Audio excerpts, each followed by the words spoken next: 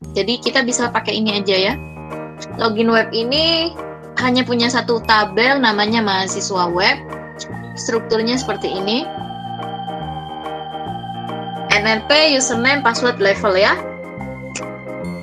Ada empat ini, ada 4 field. NRP, username, password, dan level. Primary key-nya NRP. Kita buat satu folder Happy Android. Happy Android.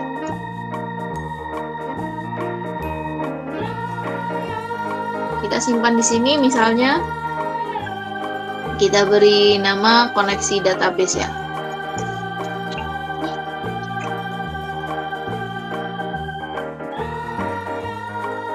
Kita beri nama koneksi.php. IDO bisa begini ya. Jadi ada banyak cara. Kalau Anda mau menggunakan MySQL Connect juga boleh, atau Anda gini aja udah boleh, MySQL. Ini juga boleh. Jadi suka-suka Anda ya sebagai programmer. Kalau new MySQL ini dia juga secara otomatis sudah membuat koneksi sama seperti MySQL Connect. Kalau Anda tidak mau menggunakan new, berarti tinggal MySQL Connect seperti itu saja. Ini connect error. Jadi dia akan memberitahu kita kalau misalnya koneksinya gagal. Kita kasih pesan misalnya jika koneksi ini sama dengan 0. Atau boleh Anda tidak menggunakan ini juga tidak apa-apa. Ini hanya memudahkan kita untuk mengetahui apakah database terkoneksi dengan baik atau tidak. Karena kita menggunakan function, berarti di sini return. Kemudian kita buat satu file lagi. Satu file ini kita simpan, kita beri nama misalnya .php. Nah, tadi header ini fungsinya untuk mengidentifikasi akses kontrol yang kita gunakan dan jenis sending data nanti yang kita inginkan. Akses kontrolnya kita set allow origin, bahwa kita mau mengizinkan semua mengakses API kita nantinya. Jadi akses kontrol allow origin bintang. Jadi semua diizinkan. Konten tipenya dia application JSON. Tipe karakter setnya dia menggunakan tipe UTF-8 yang umum digunakan ya.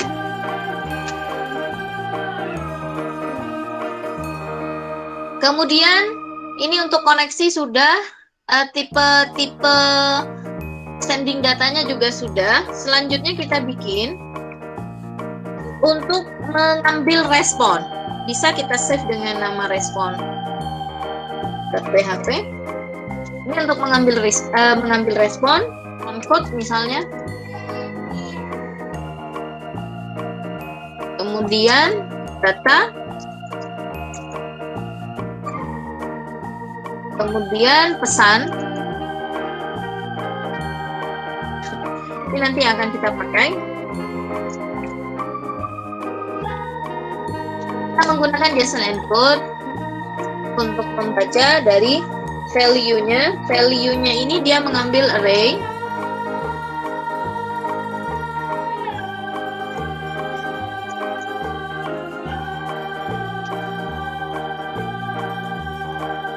Kodenya nanti kita baca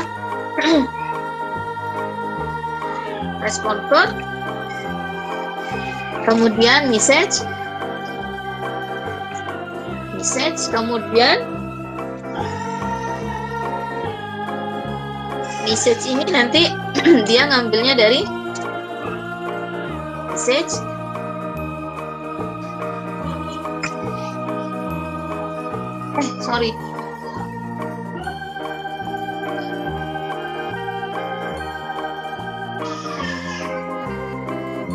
kemudian data ini nanti ngambilnya dari data. Bikin function send respon, ini respon code, kemudian data dan message. Kode ini nanti kita ambil dari respon kodenya. Kemudian message ini kita ambil dari message yang kita bikin. Kemudian data ini kita ngambil dari data. Nah, fungsinya dari JSON encode ini, dia mengubah data array itu menjadi JSON.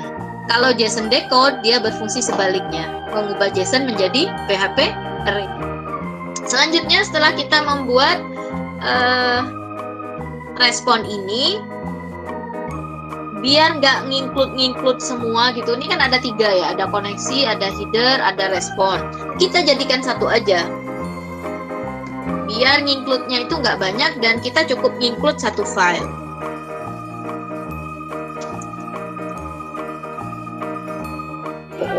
PHP. Kemudian Ctrl S, kita kasih include.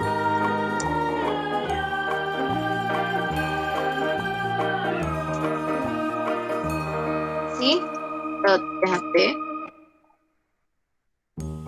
Kemudian include lagi, include one,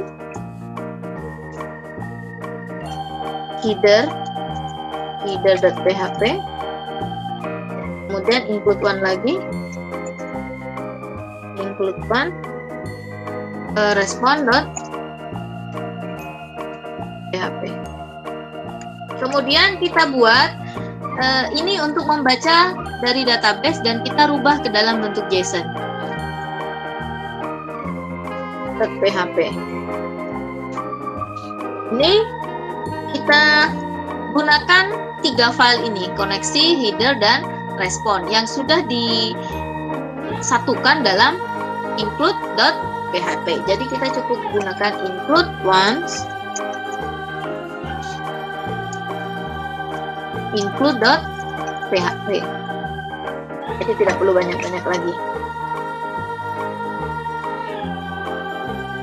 Nah, kalau Anda mau menggunakan fungsi yang tadi, kan ini kita bikin fungsi ya, function get connection ini, maka kita gunakan di sini con sama dengan get connection. Kita gunakan get connection, kita simpan dalam variabel con di sini. Kemudian jika kita beri dulu kalau koneksinya sama dengan 0,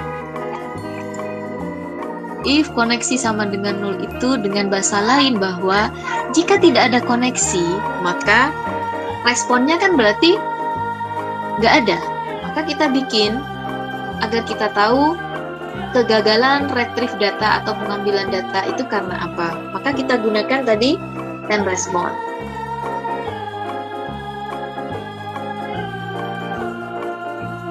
Misalnya kita beri angka 404 ya. 04 boleh.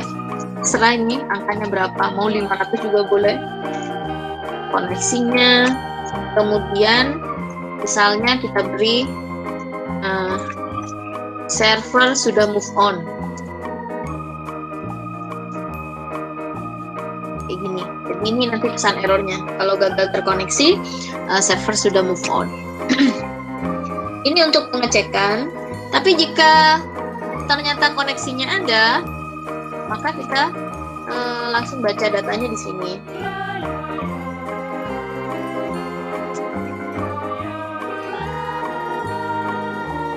Boleh Anda tulis query, boleh SQL.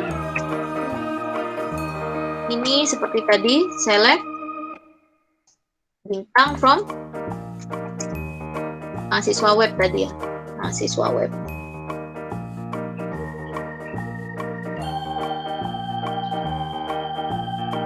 Kemudian setelah kita mengambil datanya,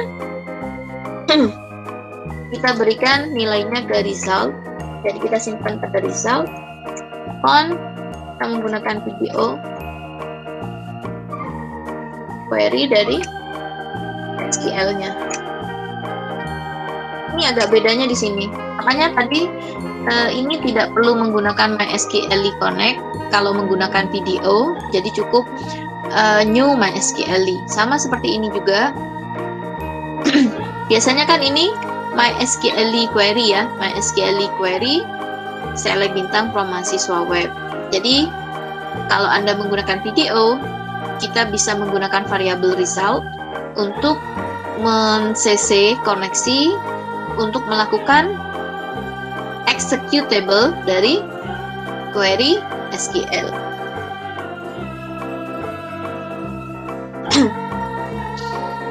Kemudian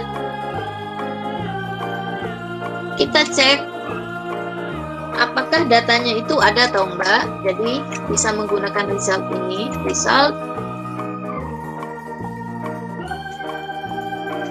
Tidak ada bedanya sih sebenarnya dengan menggunakan ini biasa. Anda juga menggunakan 6 row.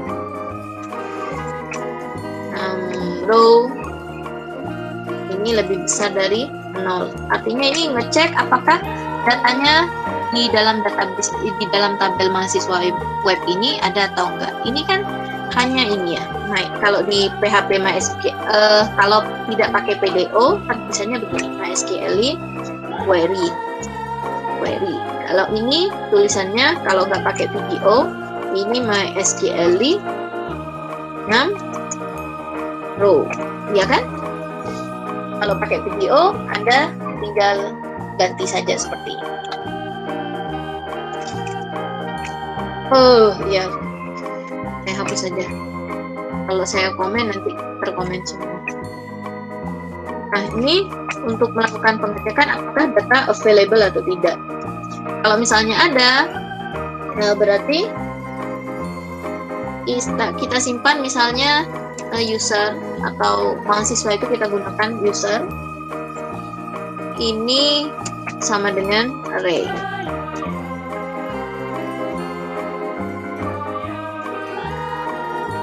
Kemudian baru mengambil datanya, file, row sama dengan result. Variabelnya result, kemudian videonya, fetch ASOC, boleh fetch array, boleh fetch ASOC.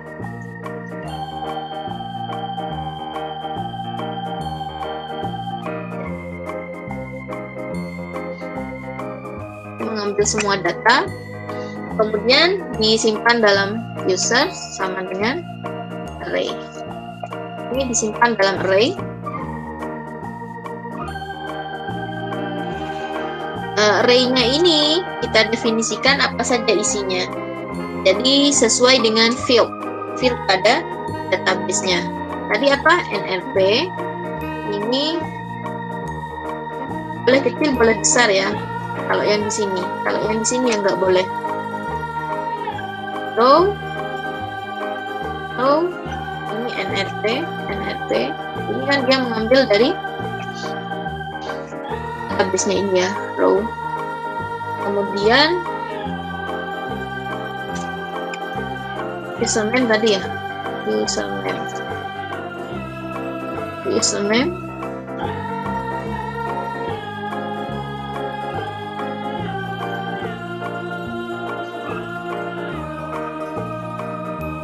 Username kemudian apa lagi,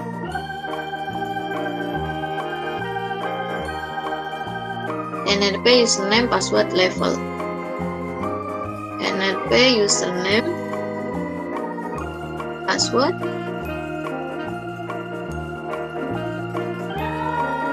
level, masih password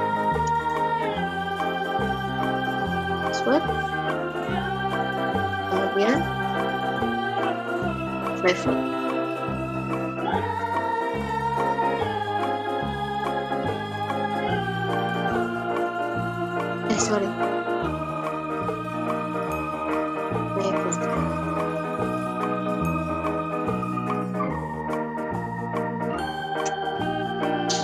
Sorry, ini ya, tutupnya.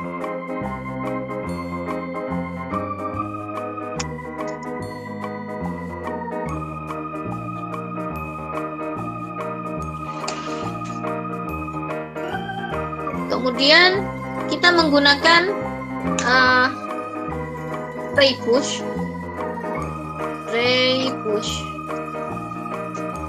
untuk mengambil array, kemudian ini variabelnya. Tadi array-nya apa? User ya. User.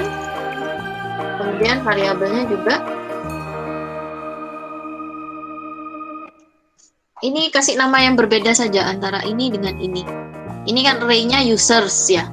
Ini kasih user saja. Nah, biar beda. Jadi variabelnya ini user. Jadi berbeda. Nah, setelah kita menggunakan array push dari array dan variabel user ini isi variabelnya, baru nanti kita sending responnya seperti apa. Sini send respon 500 tadi 404 sudah.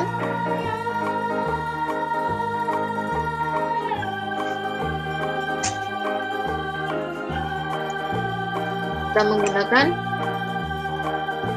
users.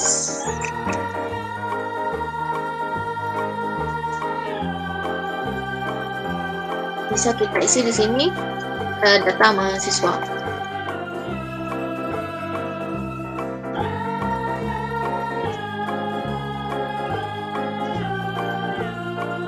Kalau misalnya gagal, kita baru kasih di sini else. Ini untuk mengecek else and respond. 500 nih biasanya error ya. Kasih 200 aja deh. Atau 300. Ini yang 500. Yang error.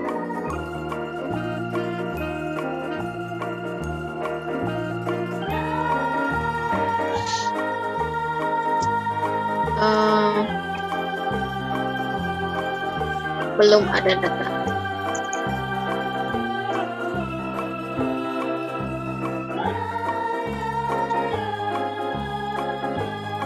Belum ada data. Kemudian kita close connection.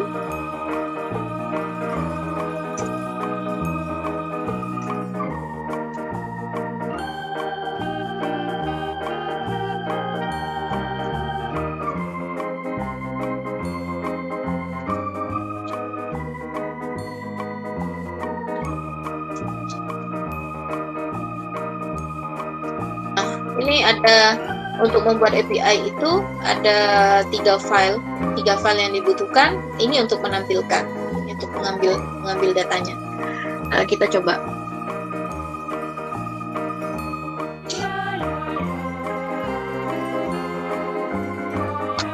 Mahasiswa.php unexpected line 10. Ada yang salah, double arrow. Online 10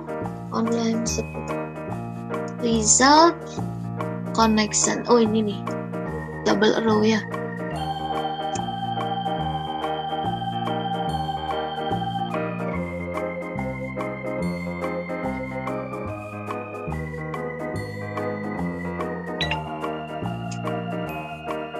Oh double arrow lagi, line 13. Line 13. Oh ini. Array ASOC, fetch ASOC.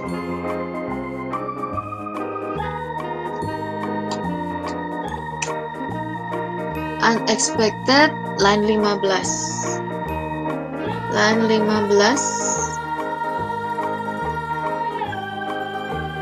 Ini 15. Oh 15 ini kenapa salah?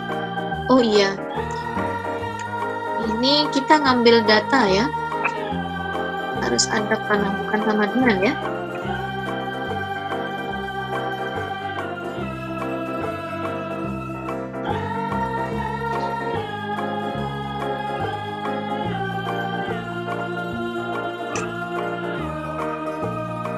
Uh, 15 lagi. 15.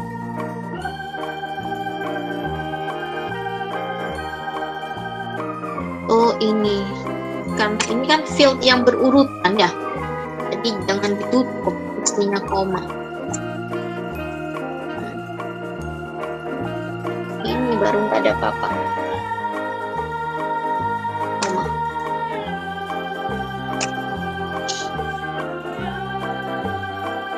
Oh, tadi kan saya tutup dengan titik koma. Line 21, kok banyak salahnya ya? Line 21. Oh ini, nggak ada titik koma ya. Beginilah kalau main PHP lagi.